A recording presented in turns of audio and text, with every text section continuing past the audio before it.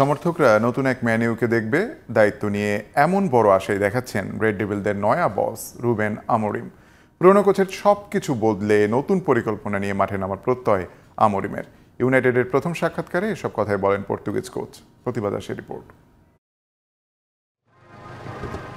সাবেক coach ten হাগের অধীনে একদমই ছন্দে ছিল না ম্যানিউ। ডাচ বসের ফরমেশন ও ট্যাকটিক্সে মিডফিল্ডে অনেক বেশি ওপেন স্পেস পেয়ে যেত প্রতিপক্ষ। তারপর কাউন্টার অ্যাটাকে রীতিমতো নাজেহাল অবস্থা হয়ে যেত রেড ডেভিলদের। কিন্তু রুবেন আমোরিম হাঁটছেন ভিন্ন পথে। বললেন ফরমেশন নয়, ক্লাবের আইডেন্টিটি হবে সবচেয়ে বড় পরিচয়। আমার খেলানোর ফরমেশন নিয়ে অনেকে কথা বলতে ব্যস্ত, তবে আমি বিষয়টা অন্যভাবে দেখি। ক্লাবের পরিচয় আমার কাছে সবচেয়ে গুরুত্বপূর্ণ। ম্যানিউকে নিয়ে যখন ভাবি তখন ফরমেশন নয়, ক্লাবের পরিচয় আমার কাছে বড় হয়ে দাঁড়ায়। আমোরিমের কোচ হিসেবে প্রথম অ্যাসাইনমেন্ট ইপসউইচের বিপক্ষে।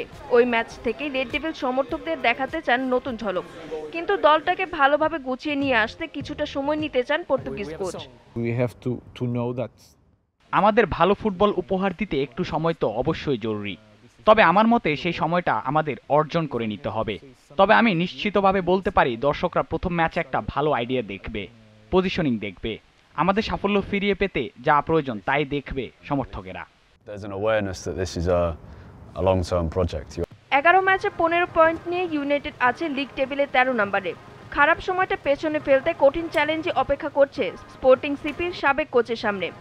নয়া এই কোচের অধীনে ম্যানিউ কি পারবে চিরচেনা রূপে ফিরতে? প্রতিভা দাস, জিটিভি নিউজ।